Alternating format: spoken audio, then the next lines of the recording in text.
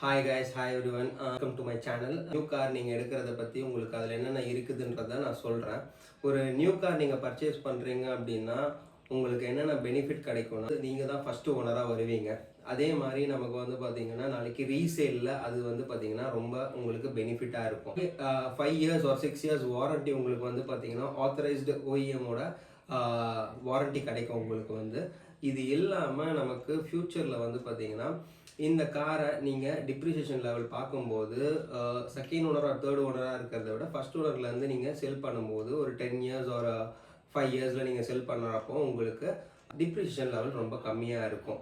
இதே நீங்கள் வந்து பார்த்தீங்கன்னா ஒரு ஓல்டு கார், ஒரு ப்ரீ ஓன் கார் நீங்கள் எடுக்கிறீங்க அப்படின்னா நீங்கள் வந்து செகண்ட் ஓனராக இருப்பீங்க ஒரு தேர்ட் ஓனராக இருப்பீங்க. அது வந்து பார்த்தீங்கன்னா ஒரு 5 lakhs ஒரு 6 lakhs பட்ஜெட்டில் நீங்கள் எடுக்கிறீங்க அப்படின்னா உங்களோட டிப்ரிசியேஷன் லெவல் எல்லாமே வந்து பார்த்தீங்கன்னா டபுள் த வேல்யூ போகும். அதோட வேல்யூ ஃபார் மணின்னு சொல்லுவாங்க.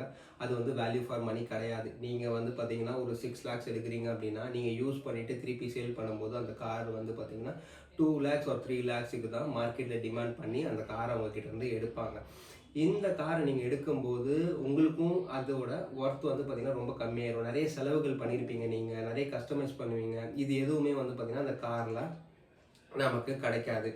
நம்ம காரோட வேல்யூ மட்டும்தான் வந்து பார்த்திங்கன்னா ரீசேலில் மார்க்கெட்டில் எடுத்துப்பாங்க. அது வந்து 100% ஃபார் ஷுர். அது வந்து பார்த்திங்கன்னா எந்த மாற்றமும் கிடையாது.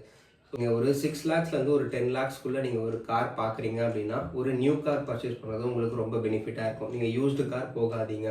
மோர் தேன் 10 lakhs நீங்கள் போகிறீங்க அப்படின்னா உங்களுக்கு வந்து பார்த்தீங்கன்னா ஒரு ரீசனபிள் வேல்யூ இருக்கும். ஏன்னா ஒரு 20 lakhs கார் நீங்கள் பார்க்குறீங்க அப்படின்னா அது வந்து மார்க்கெட்டில் திருப்பி ரீசேலுக்கு வரும்போது ஒரு 12 lakhs அந்த ரேஞ்சில் வரும். டிபெண்ட்ஸ் அப்போ அந்த பிராண்டை பொறுத்தும் இருக்குது நமக்கு வந்து பார்த்தீங்கன்னா.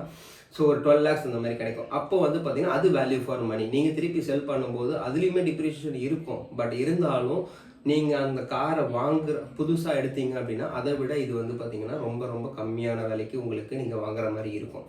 அதே மாதிரி உங்களுக்கு லோன்ஸாக இருக்கட்டும், கேஷாக இருக்கட்டும், இது எல்லாமே வந்து பார்த்திங்கன்னா உங்களுக்கு ரொம்ப டிஃப்ரென்ஷியேட் ஆகும்.